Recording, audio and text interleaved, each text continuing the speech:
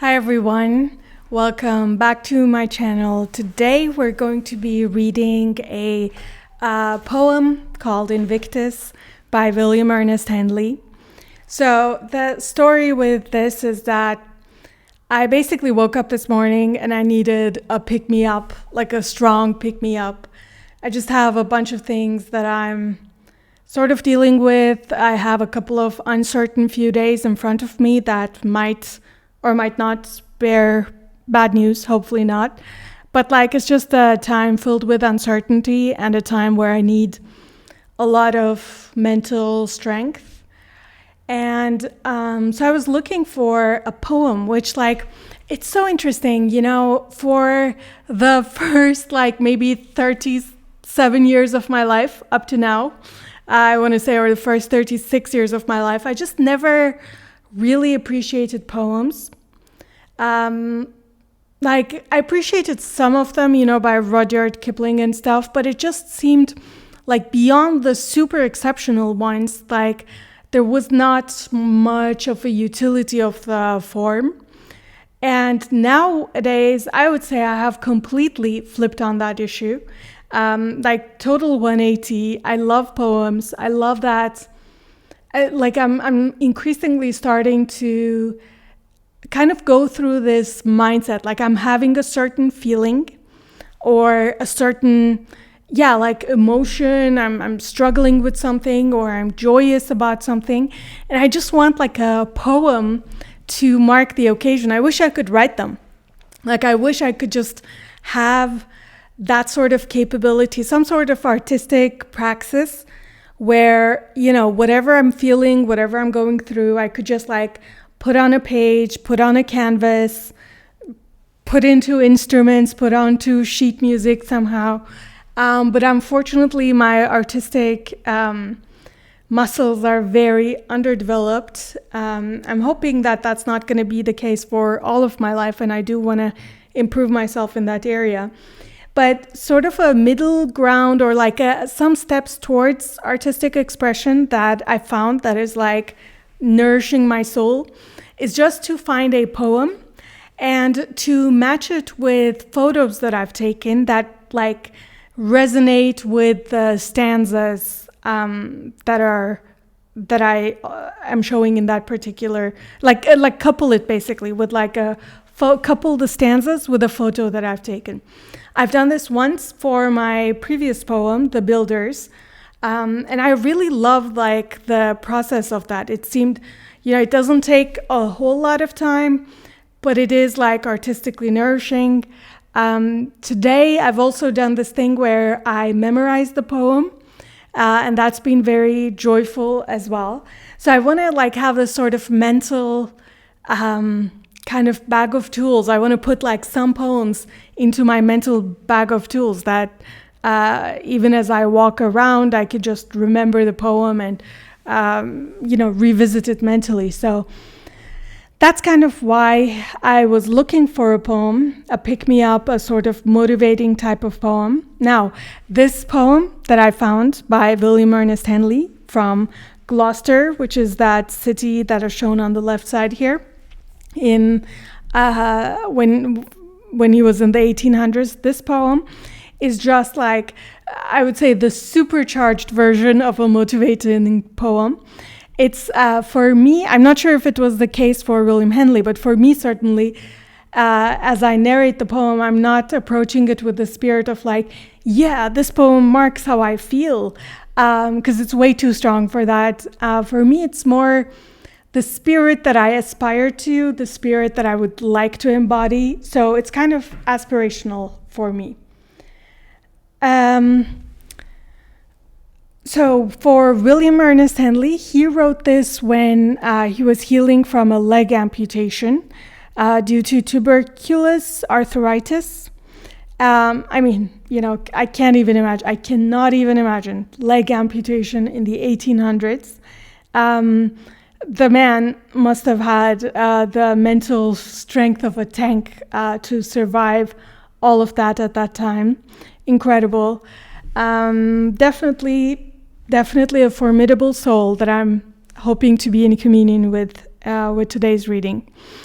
I'm going to do this thing, I think, where I read through the poem maybe a few times, at least twice, because I want to, I think I'll read it through it twice. The first time it's going to be like both a reading as well as a description of the pictures, because I want you to enjoy the pictures as well. And then the second time, after we have really understood the poem and understood the pictures, we'll just do a read-through and a smooth read-through and enjoy the whole thing end to end.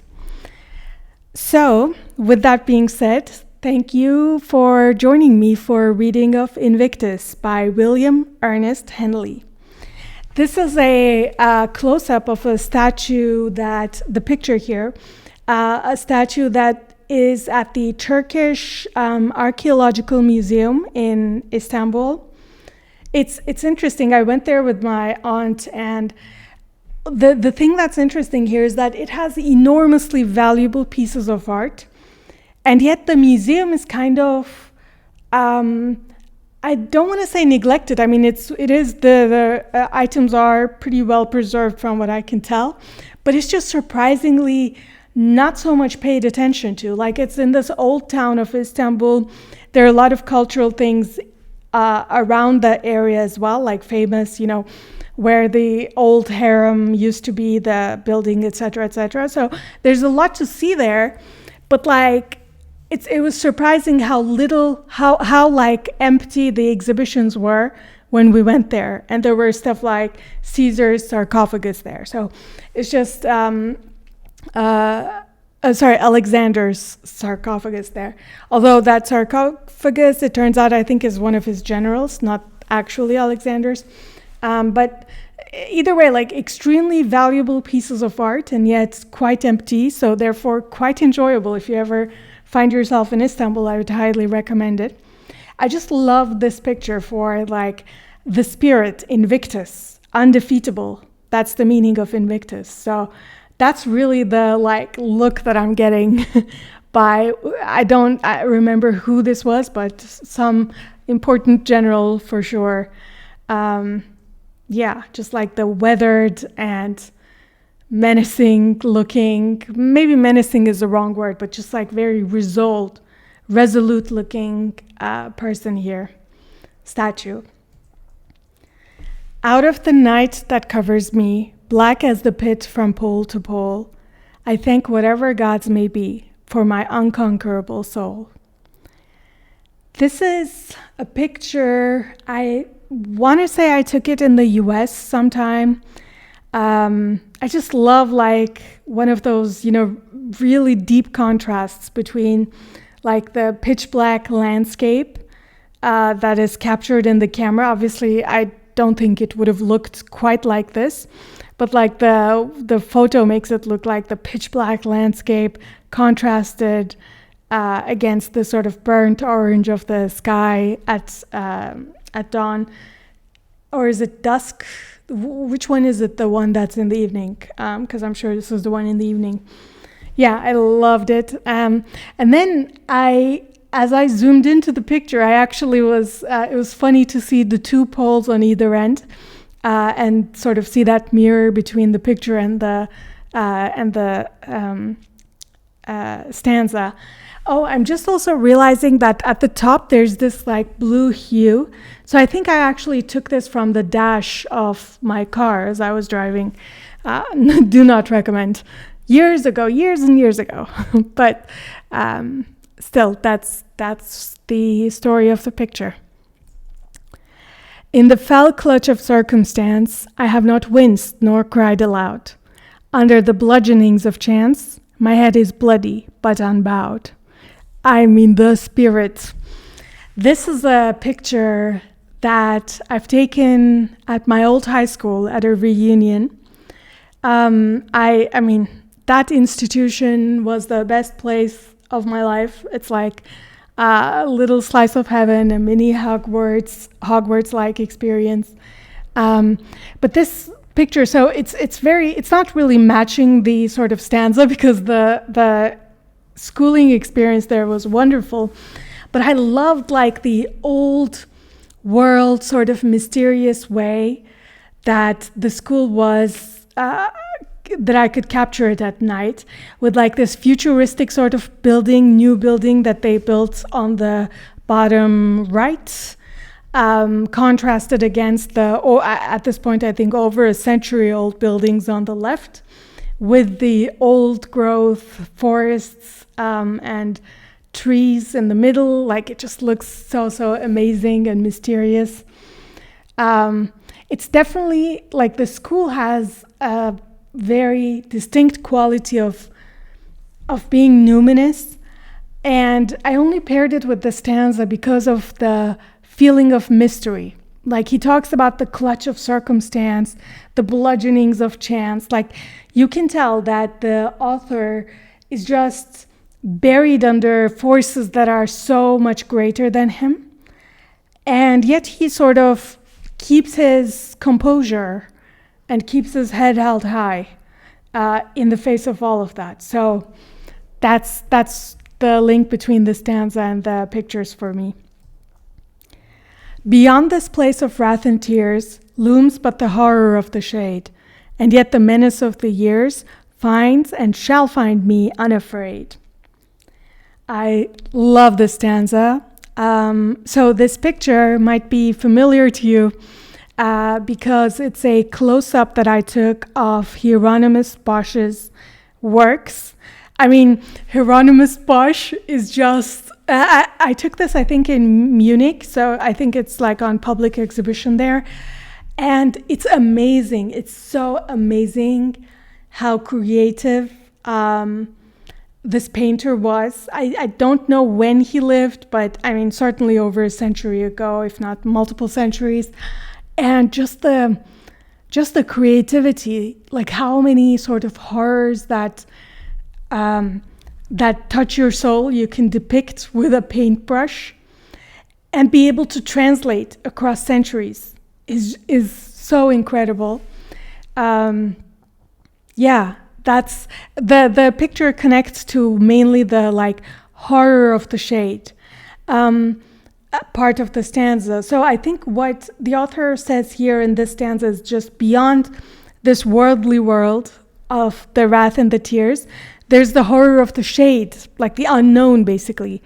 And that is a unique type of horror, frankly, like the unknown and uncertainty, the calamity or potential of a calamity that you don't really see coming. And there's just this like, and so these creatures or your imagination runs wild. And the author also says the menace of the years, which I take to mean death, because, you know, as he's healing from this leg amputation and as the years go by, the menace of the years might just be death greeting him or trying to intimidate him from beyond the years, maybe, finds and shall find me unafraid. Like, the author recognizes that beyond the sort of troubles and pains that he's dealing with, beyond the horizon are a bunch of horrors awaiting him. And yet he's like, you find me unafraid. When the time comes, when we cross that bridge, I will cross it. I will deal with you. Very, very inspirational, very beautiful stanza. It matters not how straight the gate, how charged with punishments the scroll. I am the master of my fate. I am the captain of my soul. So defiant, so beautiful, also very recognizable, these last two stanzas. I am the master of my fate. I am the captain of my soul. I think this, especially these two lines, have been like repeated in many different pieces of popular culture.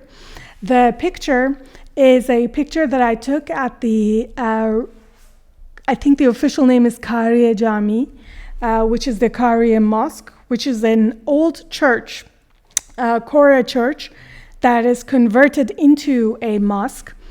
What they've done, and I'm kind of almost amazed, I took like 1 million pictures there because I couldn't believe my eyes, is that they preserved all the Christian mosaics, like instead of destroying them or plastering over them.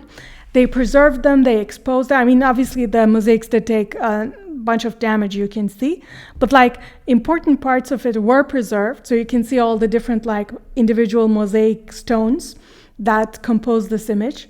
And I just love the image itself. Like, it's a close-up of a longer image, but I love the look of the guy, the sort of unperturbed guy with his hand kind of saying, nope, I'm not accepting this. So it doesn't matter how straight the gate, how charged with punishments to scroll. It's like, you can't get to me. This man with his stance, he looks like a master of his fate. He looks like a captain of his soul. So that's why I really, really loved this particular image, and I decided to pair it with the stanza.